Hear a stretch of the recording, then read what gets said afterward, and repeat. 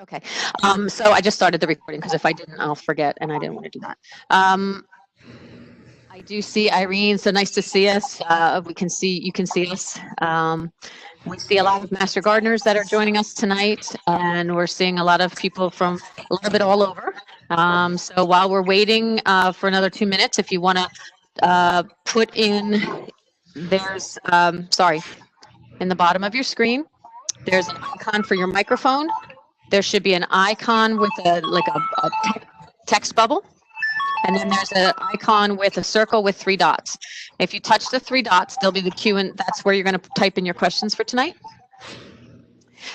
In the chat box, if you just want to pop in what town you're in, you can just give you some participation while you're waiting for us to begin. So let me see if I can set myself here. Oops.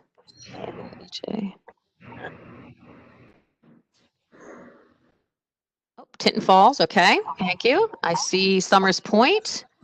Welcome. There is a little bit of an echo, and it may be just because. A shout out to my 3 family members here. I got my mom in California, Bonnie, my mother-in-law in Forked River, Sandy, and my sister-in-law, Stephanie, in Barnegat. Hi, everybody. I see there's Philadelphia's weighing in. I hope everything is safe where you are. East Windsor, Westfield, Pittstown. Yay, Patty. Somebody put on there. Muncie, New York. Boo. Somebody put the boo in. Matawan. So you got a little bit of kind of going all over, Jean. So that's pretty nice. So I say hi to my sister in Ohio. Hi, Brenda. Hi, Brenda. I don't see her up there yet, but that doesn't mean she's not on. Okay. And my grandkids might come on later. If they post, you'll have to let me know. Okay. They'll be from Pennsylvania. Okay. Yeah, there was another Pennsylvania person on here too. So, okay. So, if you're hearing noise on my end, that's an ice machine. I just put my ceiling fan on. I hope you don't hear that. You're good. Okay. You're good. All right. So it's okay. It's 6:01. I'm just gonna, so that everybody, we have 73 on, so we're almost halfway. So let me introduce hi everybody. I'm Susan Imhart Servideo. I'm from the Rutgers Cooperative Extension in Ocean County. I'm one of the horticulturists, and I also run the Master Gardener program in our county. And with us tonight is Patty Dixon, who is also the horticulturist in the office. She is my newest office mate, and we're having a grand time in this adventure of staying isolated.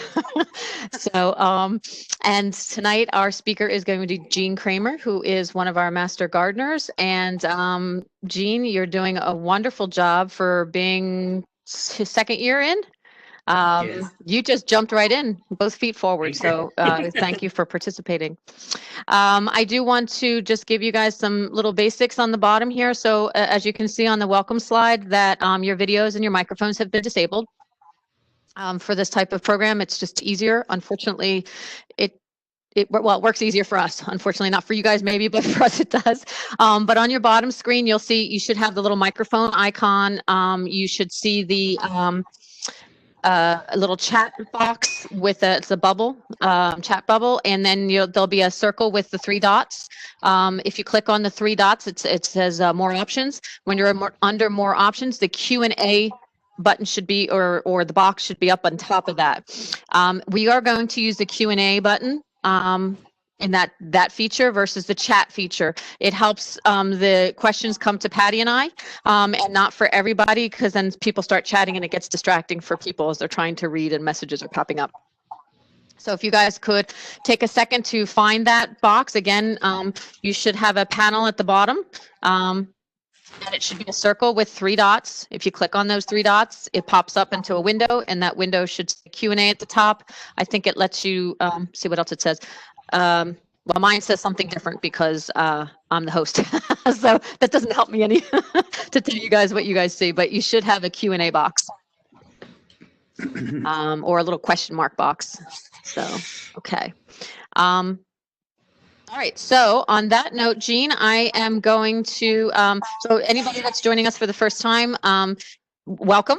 And we will do our best to answer what questions. Patty and I will answer what we can during talk. Jean will have some questions and answers in the middle, and then we'll have another question and answer session at the end. I'm going to stop talking. I know it's difficult, but you will all enjoy Jean's talk. So Jean, vegetable gardening in containers, take it away. Thank you very much. And I want to thank Patty and Susan for being on here to assist me with technical and gardening advice because they're the experts, and also Rutgers for hosting the WebEx for us. Thank you for attending, everyone that's out there in the virtual world tonight. Susan is right. I was an intern last year with the Master Gardeners. This is my first full year as a full-fledged Master Gardener. And actually, I've been gardening for 60 years. But now, because of the Master Gardener program, I'm just an educated gardener who has much better resources. And I learned an awful lot from the program. I hope I can share it with you tonight and you learned something too. So let's get started. Okay, so we're going to talk about vegetable gardening in containers. And I made all the slides for my own yard and what have you, but I also need to give credit to my fellow Master Gardener, Barry Jones. So she did an earlier presentation, and I did use some of her slides in the presentation tonight. And here is some information about Rutgers. All of this will be available to you guys after the slideshow is over. My presentation is over. Susan, from the presentations, she does record it, and it will be made available to you through email afterwards. So you can check out all this Rutgers information that they do at our extension office in Ocean County. It's in Whitesville Road in Toms River. Okay, so I hope this part doesn't bore you too much, but I think it's important that we go over some of the mechanics so that you're successful growing your vegetables in containers rather than just jump into the vegetable part. So with that said, we need to talk about why you would want to plant in containers. Some of the main reasons are poor garden soil where you're at. It's going to be a lot easier for you to come up with acceptable garden soil in a little container rather than try to amend a soil in a big garden bed. If you like have sandy soil or something like that, and it's going to take a ton of organic matter, it's a much bigger project to try to get a whole garden bed ready than just a container. Or you may have limited space, which I do in my own yard here. This is how I became a quasi-expert at gardening in containers, because it just works better for me here. Also, it's easier to control garden pests. So when I mean pests, I'm talking insects. I find I have way, way, way less insect problems in my containers. For example, because I wanted to grow more this year because of being locked down at home, et cetera, I thought I would grow more because I have more time. So I made an extra strip along a garden wall, and everything I have put in there is just getting eaten up alive. And the same things that are up a little higher on the patio in the pot are fine. Then when I also talk about pests, though, we need to talk about rabbits and birds, whatever. It's easier to control them in there because you can set the pot higher, you can put a net over the pot, whatever you have to do to control them rather than a whole big garden bed. And I also find my weed control is much easier. I'll go over that a little bit later when I talk about the soils you're going to use. But for the most part, you're going to be using soil that is weed-free. It makes it a lot easier to control. And I know, particularly in Ocean County, I don't know about other parts of the country, there are a lot of neighborhoods where they have homeowners associations, particularly some of the 55 and older communities. where you're not allowed to have a vegetable garden in your yard. So if you want to grow your own in your own yard and not share a community garden, then the containers are definitely the way to go. And also, gardening in containers is great for people with certain mobility issues because you don't have to bend down and tend to the vegetables that are right on the ground level. Not only that, if you have issues where you need a walker or even a wheelchair, God forbid, you can have your pots and containers on a flat surface, and it's easier for you to get around and garden with them. Okay, here's a picture of my limited space. I do have pots in other parts of my yard, but I live on the water, and because I want to grow as much as I can, I also use my dock. And I'm prepared. Over here is my ladder in case I fall in. And I hope if I holler, someone will hear me and hand me the ladder because I don't think I could reach it from the water, but it's there just in case. And these also, when you consider the pots and where to put them, I actually am nimble enough still at this age that I can lift these up if I have to. And if once, like 2 or 3 times a year, we get a high tide, and I do have to. Luckily, I'm home every day, so I can monitor the tide situation, but it does happen. Okay, then you need to select a container. There's many kinds available. I'm calling them containers at Patty's suggestion because I had initially said pots, and she pointed out there's a million things you can plant in. So whatever you find that's suitable, you can use that as a container as well. So concrete and stone is very durable, but it can leach out some of the salts. And lime, it can make your soil too alkaline. And it's also very, very heavy, so you're going to have problems. If you want to use this, just make sure you put it somewhere that it's going to stay, or you have some way to move it around. So I wouldn't put concrete on my dock, for example, because I wouldn't be able to lift it up. Plastic is economical and durable, but it's less insulating. And what I mean by insulating is that it is going to be more affected by the ambient conditions that surround the pot. So the soil, if you plant right in the soil, it's going to have a more moderating effect all around the plant because it's a big field of soil. Whereas the pot, if it goes up to 95 degrees, the soil in the pot, and therefore the roots also may go up to 90 degrees. So it's just something to consider. Terracotta is also a good choice, but because the sides of the material are porous, you're going to find out that the soil dries out very quickly. So unless you're prepared to water on a very regular basis, terracotta is not a choice. It does look nice if you like a natural looking garden, but just keep that in mind. And glazed pottery, again, is going to be heavy like a concrete pot, but it's very insulating, and it can be kind of pricey depending where you shop. Wood is also acceptable, but be aware that over time it may rot out on you. The containers must have drainage, like a saucer underneath is helpful. And if you're using used containers, you have to clean them before you plant in them with a 10% bleach solution.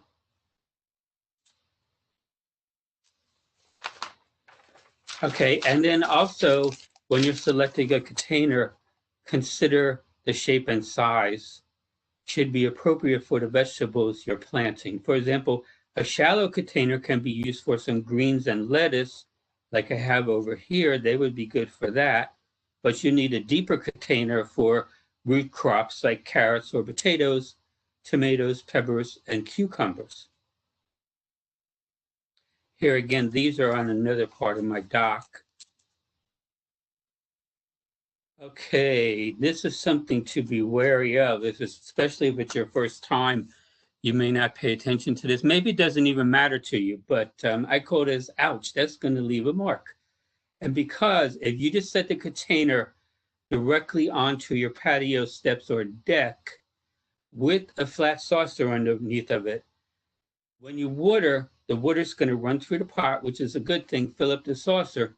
But that water that fills out of the saucer without any airflow underneath of it is going to leave a nasty stain on your deck. It can be really, really difficult to get out. It's moldy. It's like a dark mold. It's very difficult.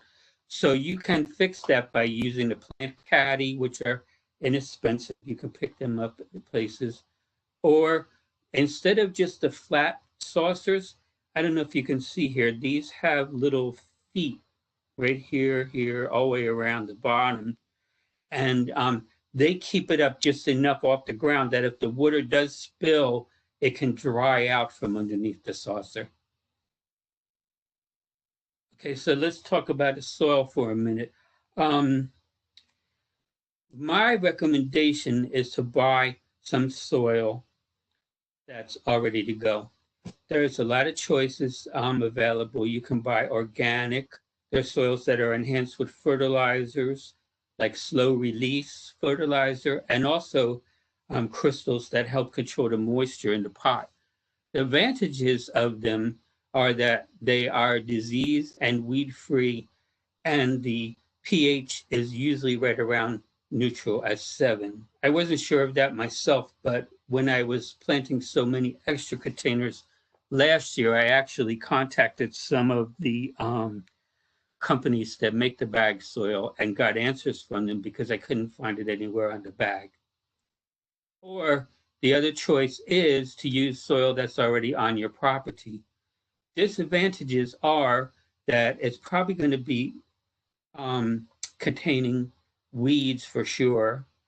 It may have diseases, and it's going to have an unknown pH without you getting it tested, which you can do at the Agriculture Center in Toms River, which was on the first slide.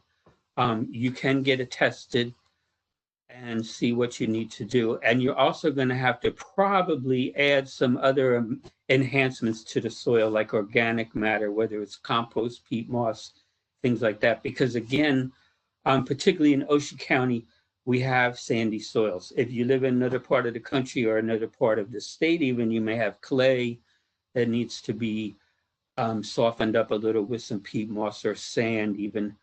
The advantage of using the soil from your property, of course, is that it's free. Garden soil or topsoil, which you may see in the bag, is not recommended for pots. You want potting soil or potting mix because the soil is unamended. It's just when it gets in a pot, when you put it in the ground, let's start with that. When you put it in the ground, it mixes with the other soil. It's not so problematic. But when you put it into a pot alone without amending it, it becomes like concrete. So you don't want to do that. Make sure you buy either potting soil, potting mix. If you do use a garden soil, just like you use soil from your property, somewhere on your property, be prepared to amend it heavily or you're going to have big problems. It's going to be like a container full of concrete and the roots aren't going to want to grow. It's going to be a problem. Okay, so here's some potting soils. So here is potting mix. This is organic potting mix. Myself, I prefer to be organic, so I tend to go with organic potting mixes. Sometimes it's a little bit more expensive, but I just feel more comfortable using it on my vegetables. Whereas this potting mix here, I still buy that every year, but I tend to use it for my flower plants. And here's some organic peat moss, which I was talking about if you need to amend the soil. Even though you could sort of use this straight from the bag, I tend to throw in some peat moss and keep the soil nice and loose. Oh, sorry, I went too far. Okay, now we need to talk about where you're going to locate your containers. You need 5 to 6 hours of sunlight a day for leafy greens and 7 to 8 hours a day for summer crops. When I say need, I'm saying that's the minimum, okay? You can definitely get away with that 5 to 6 hours for the leafy greens, but the other crops like tomatoes, cucumbers, potatoes, and peppers, you definitely want at least, that's the minimum. Full sun all day is even better.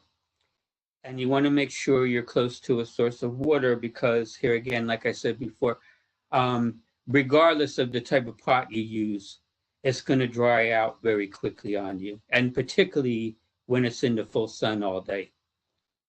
And then also, you're going to choose based on your preference, your physical needs, your aesthetics.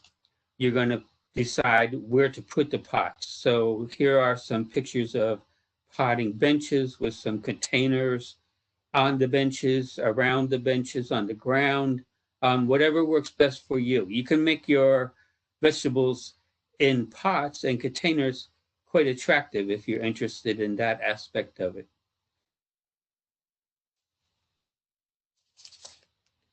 Okay, now we're going to talk about feeding. Again, like the containers and like the soil, you can use, there's a bunch of options. There's organic, chemical, granular. The granular and slow release are frequently the same thing, so you can put less applications. And water soluble. I'm going to put, okay, so there are specific thing right here. You see, this is for vegetables and tomatoes. That's a pretty sure bet if you see something like that. And you also notice that it too is organic. So I'm comfortable giving a few feedings of that during the year. And here is some organic starter food that or transplant food. So when you get your new little seedlings, it's very gentle. Whether you start them yourself or buy them at a garden center, you can put a spoonful of this right in the hole when you plant, and they'll love it. And this here is one of the water-soluble fertilizers. I should have had a better picture. It's fish emulsion, and this particular one you dilute it. So you use 1 cup or 1 part of the fish emulsion to 15 parts of water. And I think this is preferable for my leafy greens because it has a higher nitrogen content than the others. This So like your grass lawn fertilizers, what makes them green is the higher nitrogen count. So that's what's in here too, in the fish emulsion, and it's going to make your leafy greens nice and green and edible because you're not. That is the fruit. In other words, the fruit of the leafy green is the lettuce. You're not going to be producing a tomato or another fruit off of there. More frequent feeding may be necessary for plants in containers because the roots are eventually going to fill up the pot by the end of the summer. And they can't go out into the soil surroundings, so they're going to use up whatever nutrients are in the pot. So I recommend maybe like quarter or half strength feedings more often during the summer than you would in a garden bed that's planted right into the ground. Another option for feeding is planting a cover crop in your pots for the winter. It's usually a mix of things that add nitrogen to the soil over the winter. Another benefit also is that if you're in a windy area, it will keep the soil from blowing away. And I also find it makes your pots less attractive to animals who may want to use the bare soil for whatever purpose during the winter. And then you see here, you get some pretty flowers as a bonus in the spring before you cut it back and turn it over. This is some kind of legume in the pea family that's flowering.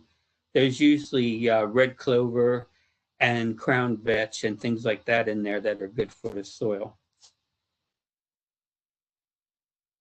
Okay, watering, I'm going to go a little bit faster here. Of course, you can use the watering cans, hoses. This is a water storage crystals you can put in the soil at the recommended amount. They swell up and the water is available to the roots if they need it. A lot of people like it, some people don't. It's a personal preference. I take also half-gallon containers of water or milk, and I put 2 or 3 holes around the side, 2 or 3 holes in the bottom, very small, and I bury it in the pot. And then I can fill it up with water right at the neck here and let it run in during the day. So I don't have to worry about them drying out. And also, you may have seen these little water globes. They're small for one of your larger pots, but they would definitely work for like lettuce or something in a smaller pot. You just fill it up, and again, it's like a water minder. It just drips into the soil during the day. And if you're not sure, right here is a water meter you can buy. Stick it down into the soil far and see if it's reading that it's getting enough water. Okay, so you're going to water thoroughly and water often, probably, because it's in pots. So therefore, you're going to have to be attentive so that they don't get too crispy during the summer. And water early in the day and avoid wetting the foliage. Because if you wet the foliage, you're going to make an environment that's preferable, suitable for different diseases and fungus, and you want to avoid that. You want to make sure that if the foliage does get wet, it gets to dry out during the day. And tools. This is one of the things I like so much about gardening in containers, because this is stuff like a lot of people already have around the house. I mean, these are some spoons and forks I just got at the dollar store. If you have some oddballs in your kitchen drawer, a little trowel, some scissors, gloves, twine. This stuff is really cool. I found out about it last year working at the garden, Ocean County Cuisine on the Green garden. And it's Velcro, and it's really, really cool. You just cut off little pieces that you want, wrap it around the stems to tie it up. And this is bamboo stakes that you can buy in a bundle at the store. It's very inexpensive, and you can use it to stake your plants. So you don't need any giant tools to do this. Okay, so the types of vegetables for containers, we're going to go through in a minute. And what I will do now is turn it over and see if Susan or Patty have any questions that came in.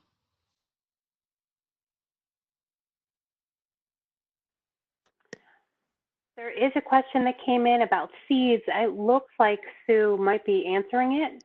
Yes, I was just in the middle of it. So Okay. I'll read it out because it is a question that I'm sure people do have a question is when starting vegetables from seed, specifically tomatoes, peppers, and eggplants, they don't get as strong as those plants I purchase. What do you recommend to improve the hardiness? And Or light. yep, that's what I was just, yeah, probably not enough light. They're probably stretching and getting wimpy. So that's grow lights. Windowsills, usually not enough. No, it's not. And if you, the lights that you can grow them under are pretty inexpensive these days, and they also run efficiently. You can use white fluorescents, you can use LEDs. Some of the LEDs come with the different color spectrums. You can read about that. But I start all of mine at home here.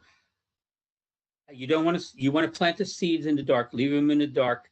And then once they start to sprout, then start turning the lights on. If you turn the lights on without the seeds growing and the soil's too wet, you're just going to grow mold on top of the soil. So you don't want to do that. But once the seeds start coming up, they really need like 16 hours of light a day under the lights. So I put mine on a timer.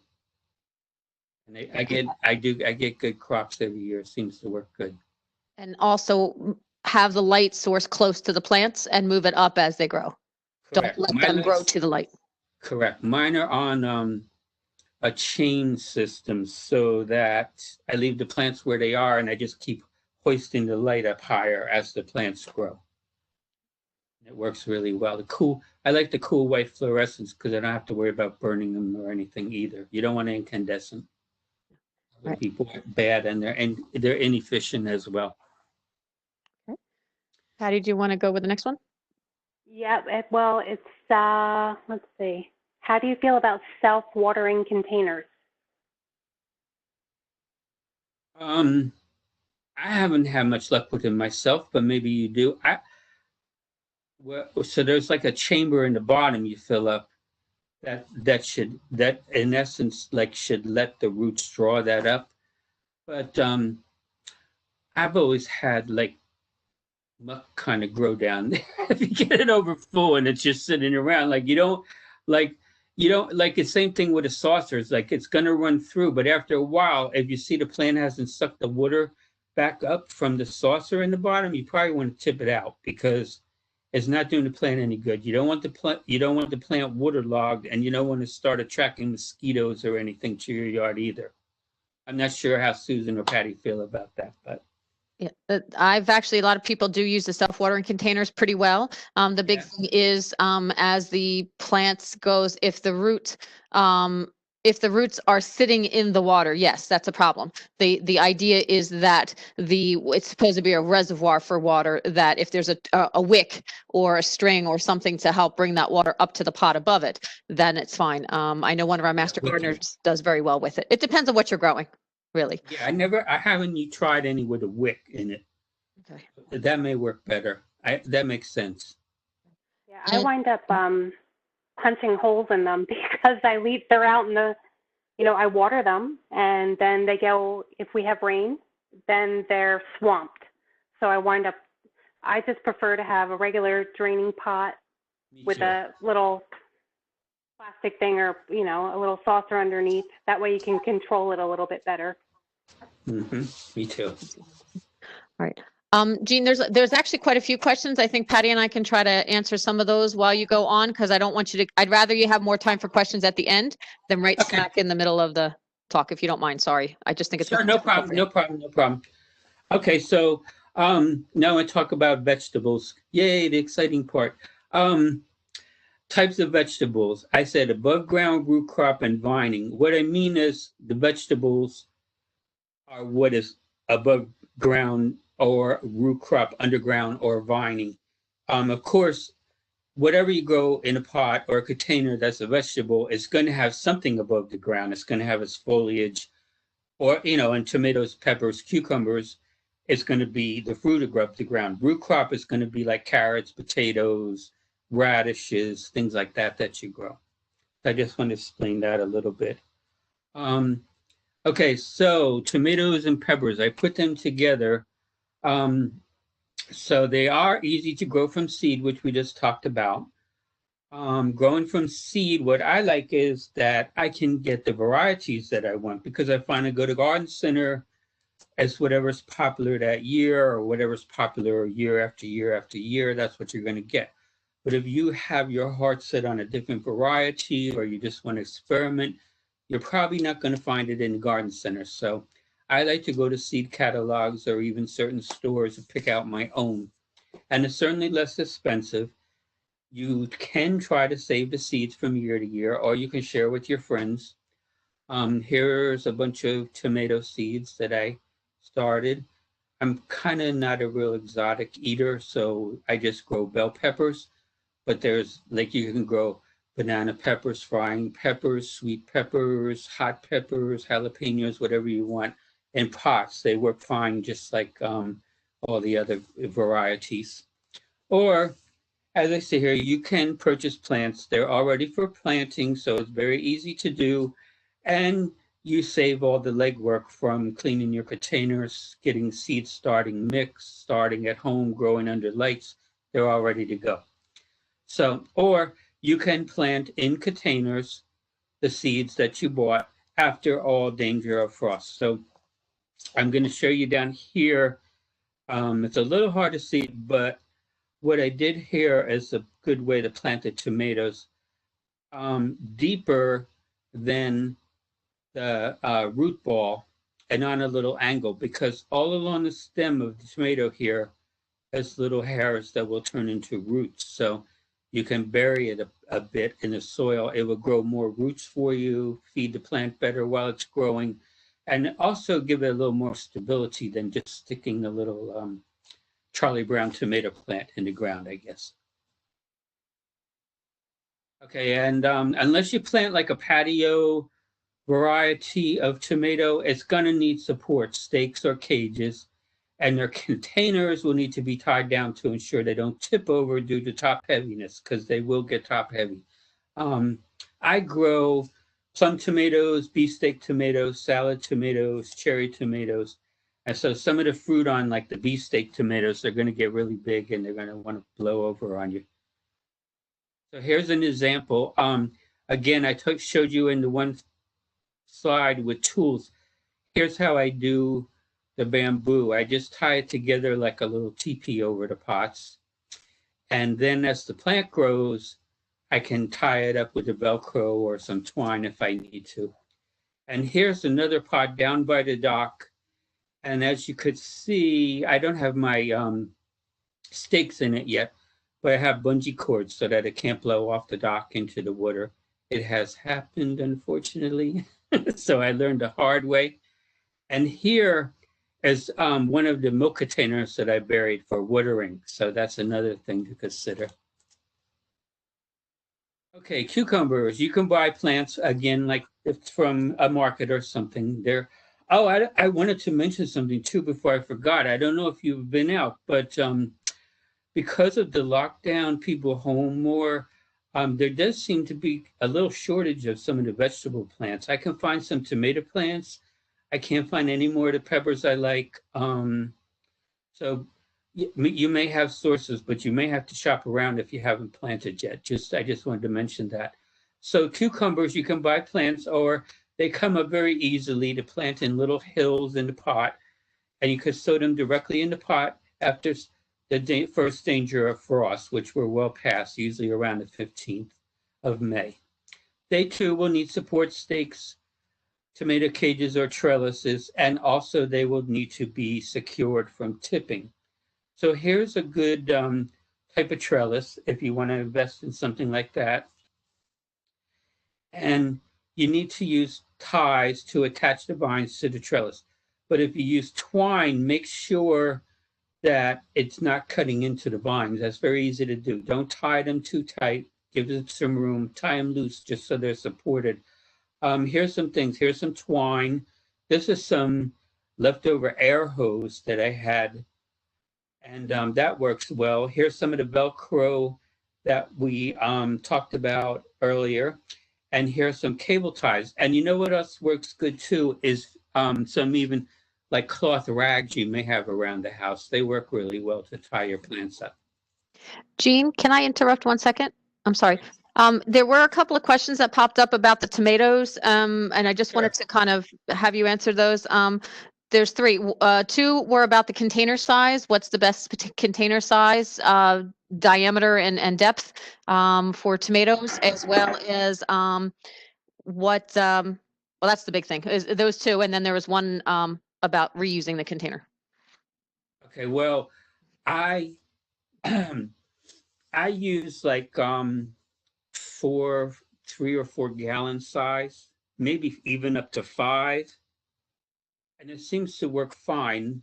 You do need to tie it up, but of course, the bigger the container, the less trouble you're going to have with tipping and less drying out, et cetera, et cetera. But I mean, I have some containers that are like 2 gallon, and I grow stuff in them. But I'm home all day too, and I can go out and check them during the day and see if they need water or anything.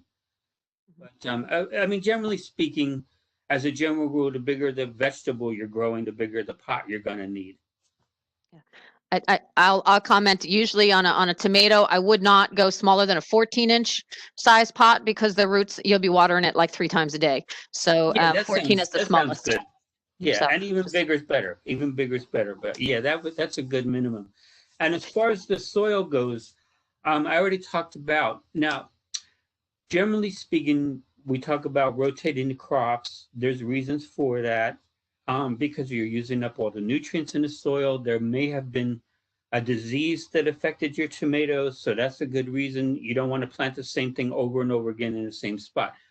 But what I do, and I have heard this from other master gardeners, if you grew it in a container and you had good soil to start with and you had no problems with that, you can plant again in that same soil.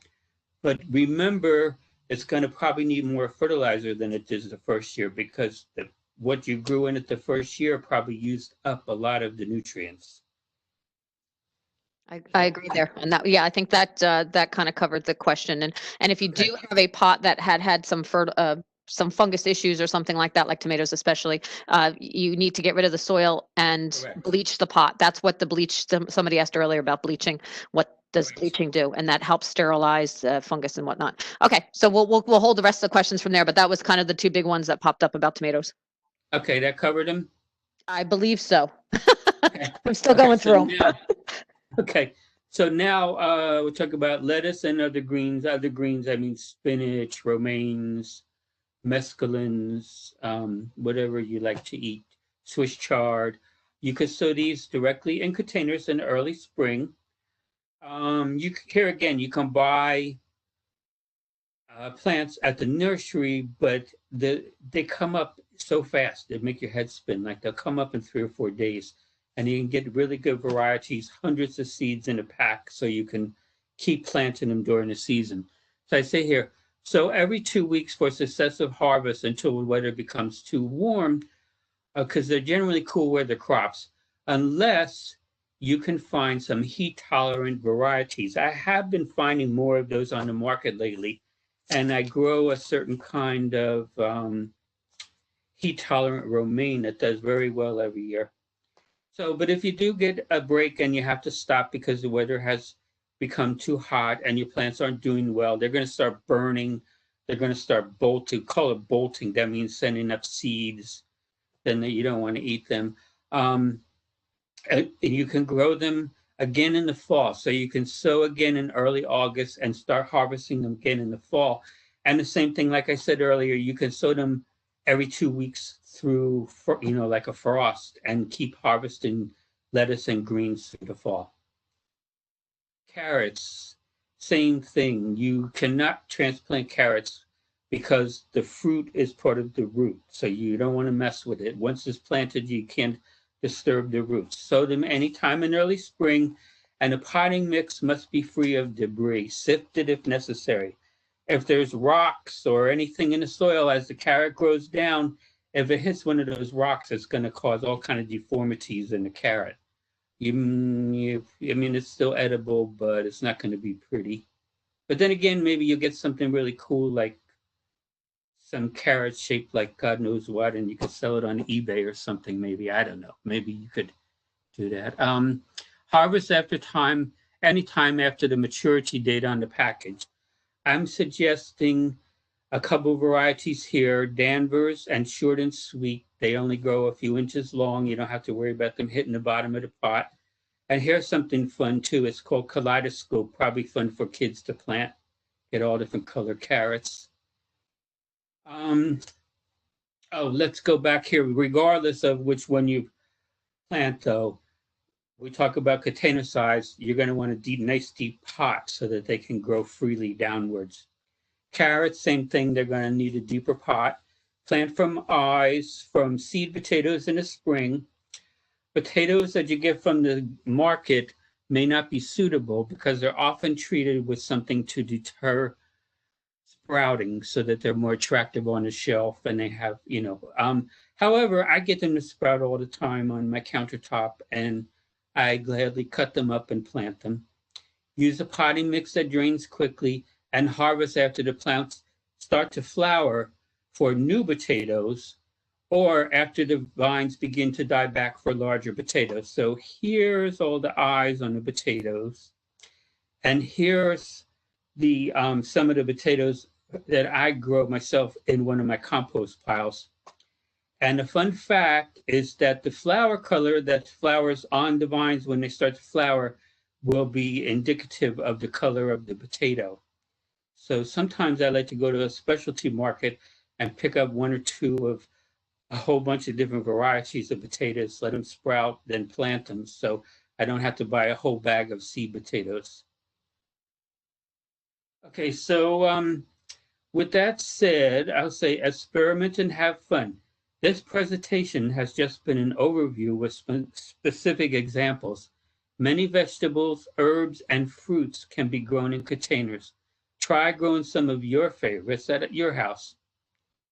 Here I have strawberries growing on my patio, parsley, oregano, onions, celery from a stalk from the grocery store. I cut the stalk off. all the stalks off and I root the base in some water. When it gets a few roots, here's the same one growing in a pot out on the patio now. Here's pineapple. I've had this pineapple plant for 4 or 5 years. You just plant the top right in the soil and it will grow for you. It's fun. These are all fun things if you're like me and like to experiment, or if you have kids, they get a kick out of stuff like this. Here's one of those watering globes I was talking about earlier, watering my pineapple plant. But you also, it's in a bromeliad family, and the best way to water them is right in the crown here. Let the water sit in there and run down into the pot. I give it a little extra doing it that way. And enjoy your harvest. Cucumbers, peppers. So thank you. I hope you found this presentation helpful.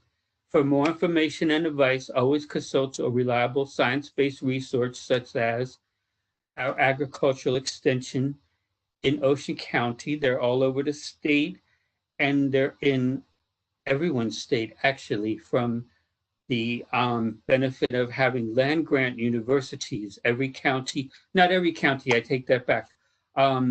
Many counties have agricultural extension services that you can consult for growing, planting, harvesting advice.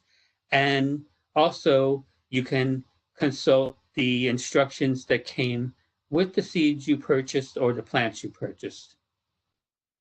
So now we'll open up to some more questions. Jean, while some people are talking or typing, one of the questions that did pop up, and I'm not sure if it shows up in the answers for everybody, was asking about lettuce bowl that they harvested it, but there's no more leaves coming back up. How do you get it to resprout again? Reseed.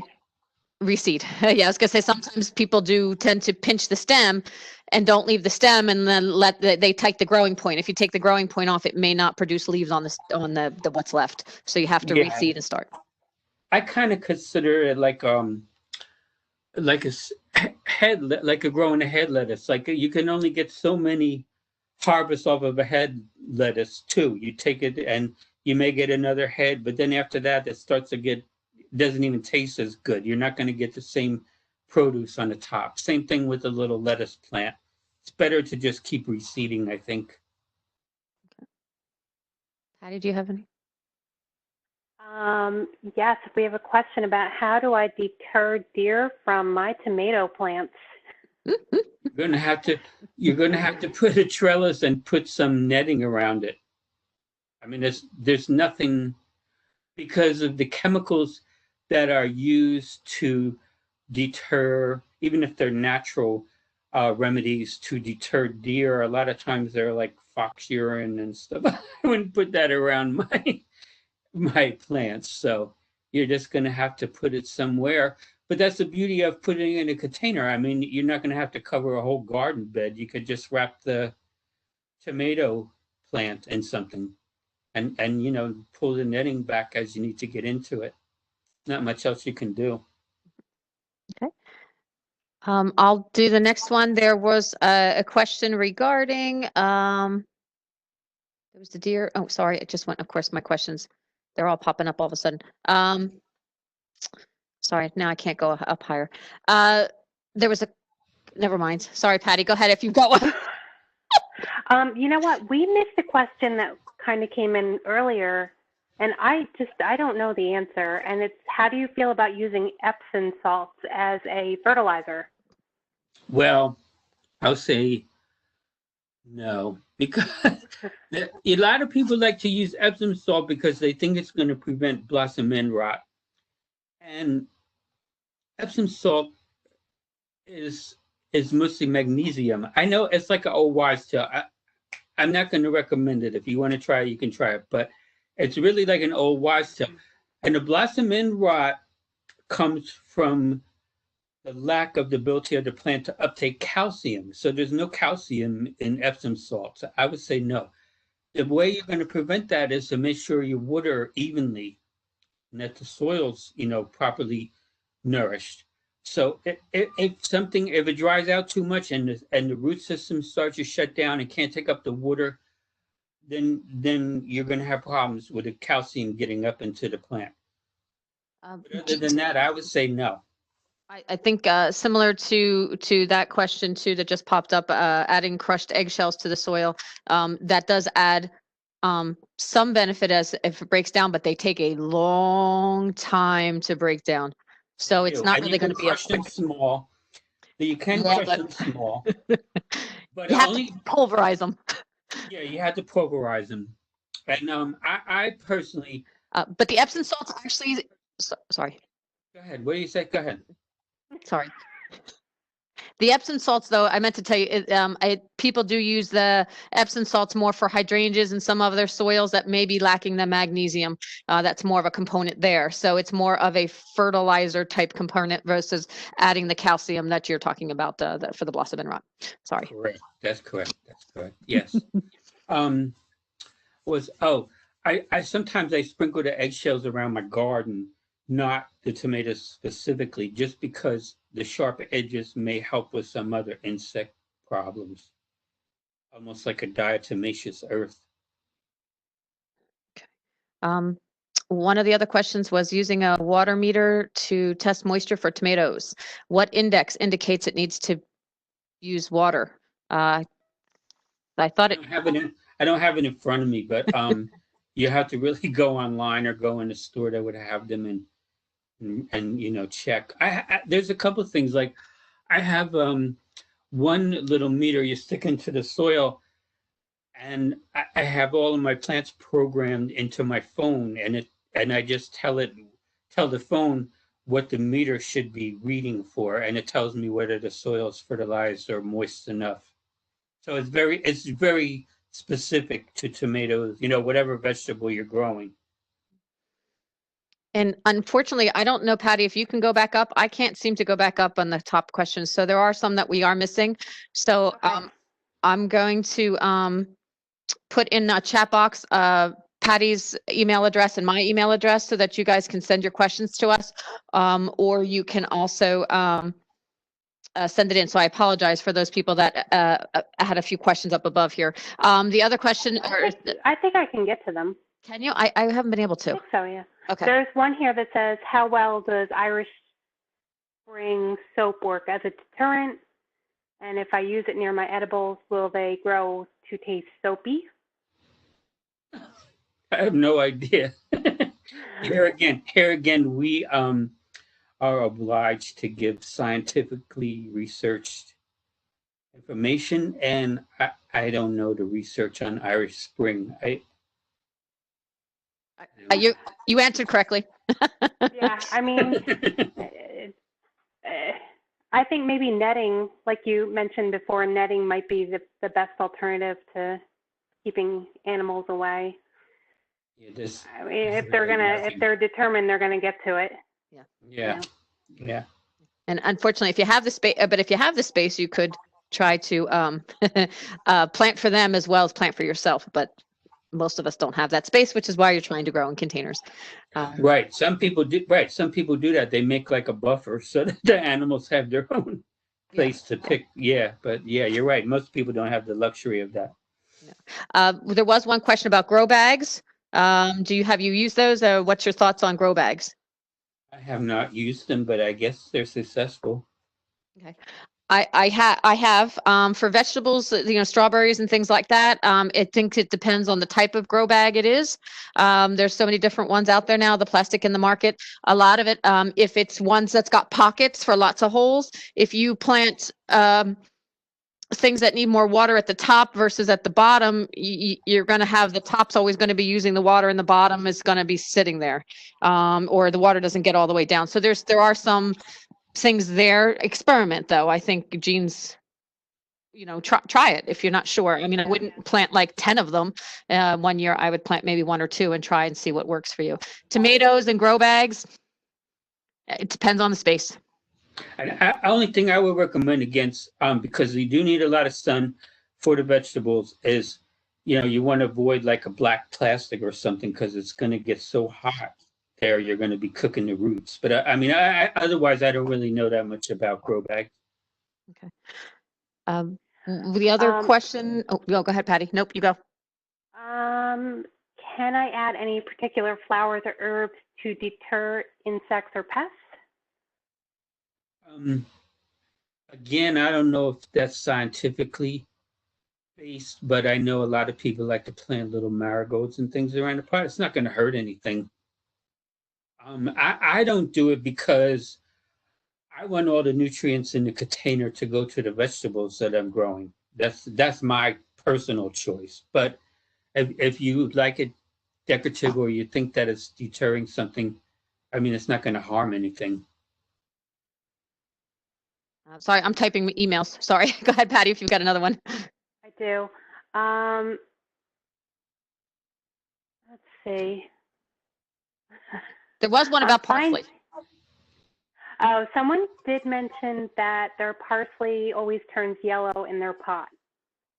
It's probably needed some fertilization. It could be too hot. Maybe it's bolting or something. Something's not right with that. I'm thinking maybe. Yeah. Too much wood, or even sometimes they'll yellow the leaves too. I'd actually have to look that one up, I think, because I really don't know for sure. I mean, I think it So could yeah, that wasn't be very any one of helpful, those right? things. Could be like any one of these 12 things. Sorry. Really, but I think it could. I know that mine does look a little bit better in the shade when it gets a little shade in the afternoon. Yeah, I don't have mine in the full sun either. And same with the lettuce. That was a question that came up about lettuce. How do you keep the lettuce to try to keep it from bolting? Try to keep it as cool as possible. Move it into a little shadier spot. Yeah, if you notice when we did earlier about position of the containers, it said 5 to 6 hours of sun for the greens. So definitely not as much sun as tomatoes and peppers and things. Okay. Margaret asked, I guess she lives in a very windy spot. The wind off the water. I have to move my raised bed next to something that shields the wind. Any thoughts?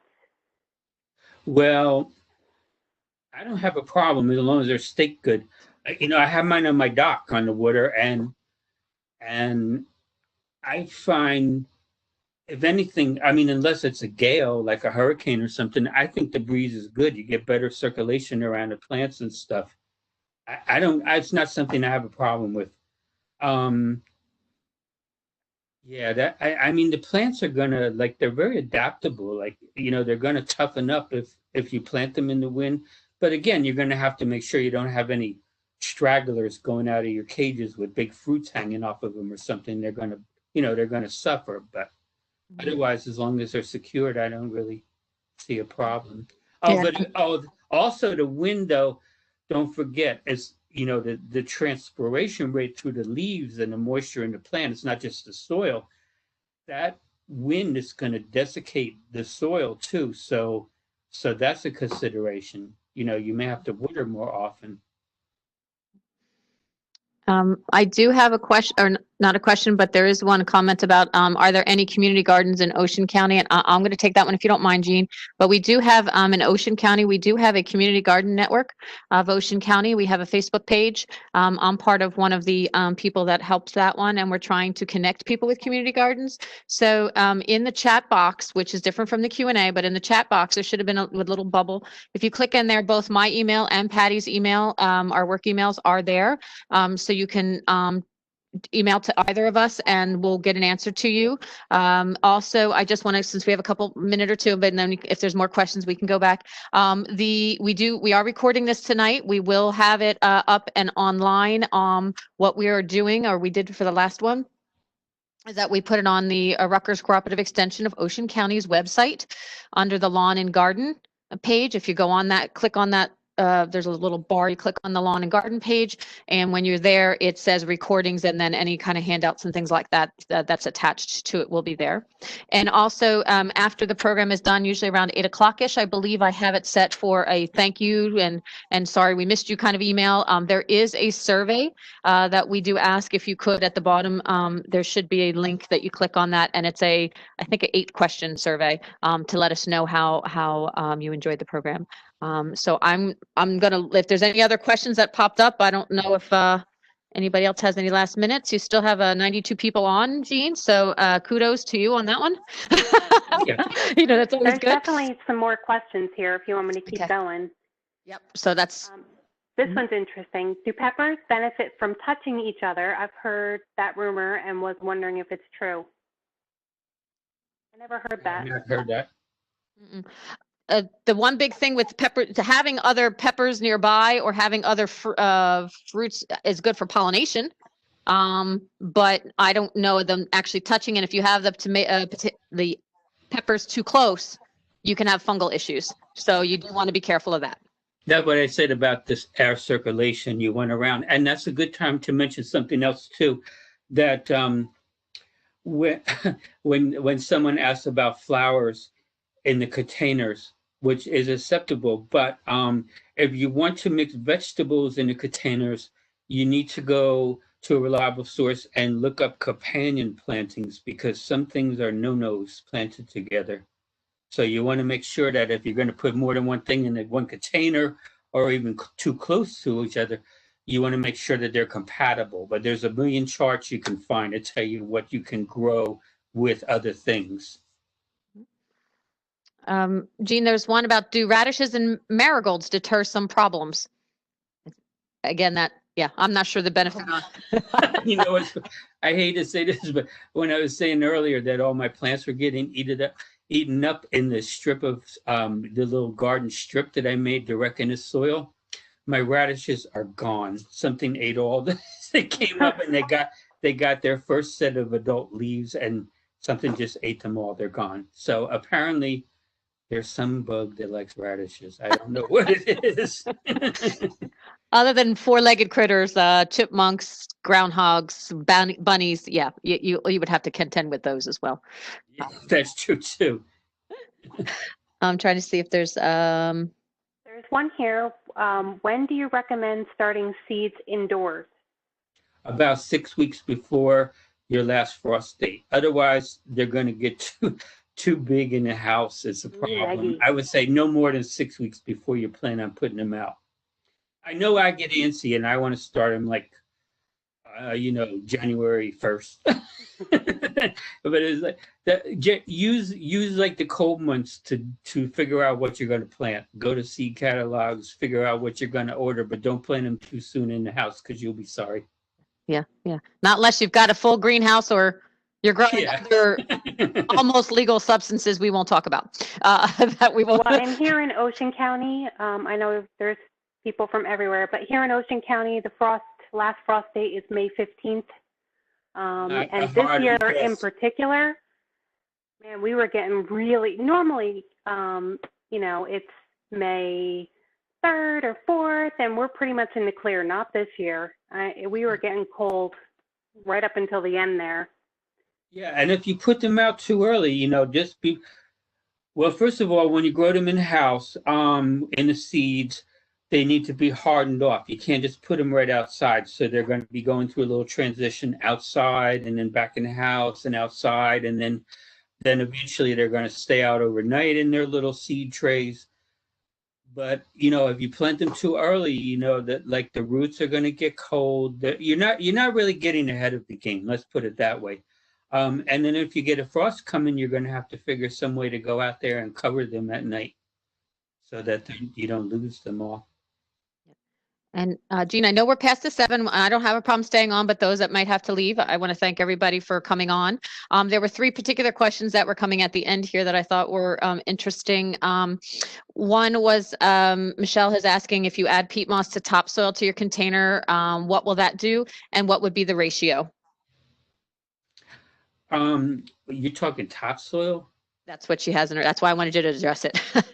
Gosh, I mean, you're gonna, I have a way I do it, but at least 1/3 peat moss to 2/3 topsoil. But this again, I'm sorry, I have preached all night about using the scientific method, but I've been gardening so long that I kind of can tell in my hand if you put a ball of topsoil in your hand and let it reach out to your fingers, it's not going to fall through.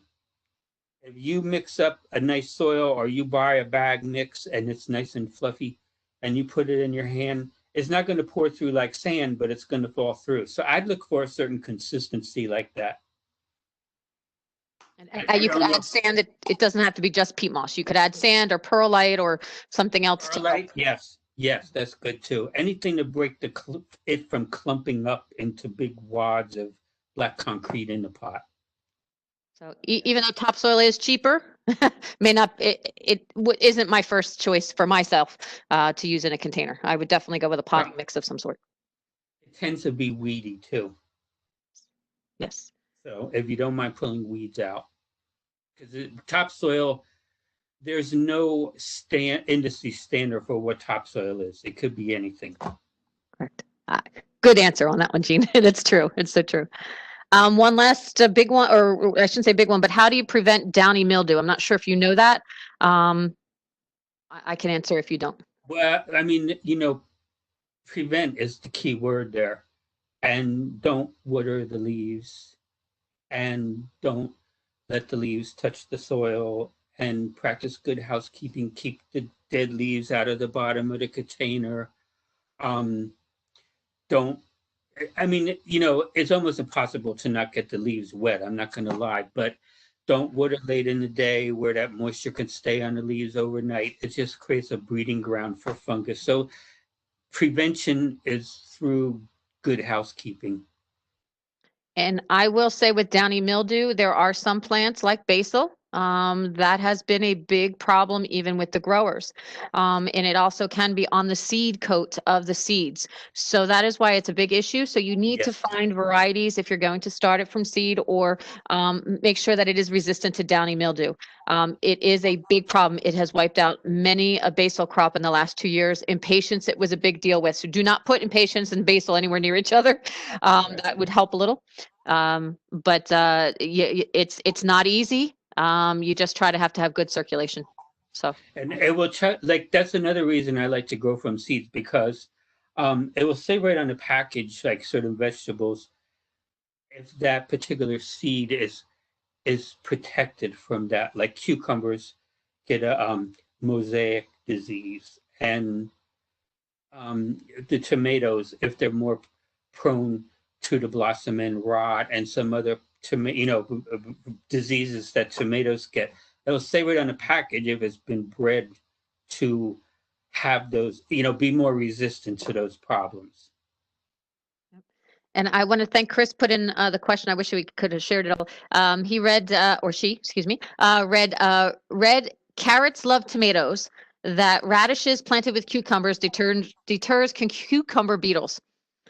I actually have to look that to see if I could back that up with some research-based information, but hey, try it. I mean, it's not necessarily, it's not going to kill the plant. Sometimes though, if you're planting lavender with your really strong smelling herbs with a vegetable, sometimes your flavors can get a little mixed up. So you do want to watch that a little. And Gina, somebody said, I'm smiling. Thank you. It was enjoyable, easy listening program. They really enjoyed it, and a lot of great info. I just want to say thank you. That seems to be all the questions I see, Patty. I don't know if there's any. Yeah, I think that's what. Yeah, I mean, just another one about hot pepper flakes to keep squirrels away. Again, try it. Yes. I don't know that it'll work. Yeah, the idea with the pepper flakes is squirrels do have tongues and they have taste buds. So it is supposed to help, but how do you get that pepper flake to stay on the leaves? So that's where your issues come into play. So it's possible that you could put some, make it, add it to maybe a little, well, again, I can't do home recipes, so never mind. So just watch if you are going to make a home recipe, be careful. Okay. But I want to thank everybody that attended. We still have 72 on, so I want to thank everybody again. Keeping raccoons away. Judy, good idea. There's no real easy way for raccoons. Raccoons are smart. Keep your plants inside, and then they'll come in through the attic. I don't know.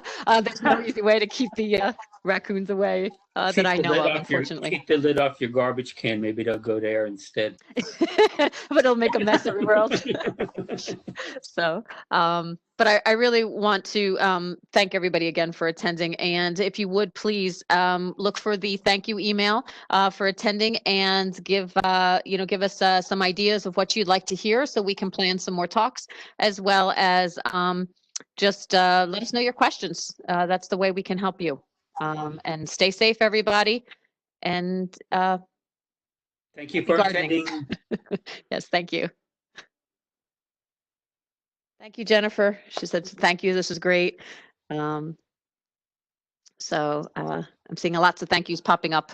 Everybody's dropping off like flies, which is understandable. So, Jean, I will let you know when the surveys, we give it about a week after the Okay. program to make sure we have as many as we can get in. Okay. Okay, thank you. And I'll Mhm. give you an update tomorrow on what's what if there's anything else that pops up. Okay. Great job. Thank you so much. Great job. Thanks, Awesome guys. talk. Thank you. Okay, bye-bye. Bye-bye. Bye. All right, Patty, I'm going to sign off too, since I'm at my mother's, and Einstein probably does have to go out now. And hopefully not in the yard. But all right, I will talk to you guys tomorrow, and thank you again for those that are still hanging on. And Bye, everyone. we will see you soon. Okay. Thanks. All right. Bye. Bye-bye. Good night, everyone. Thank you for coming. Okay. End event. There we go.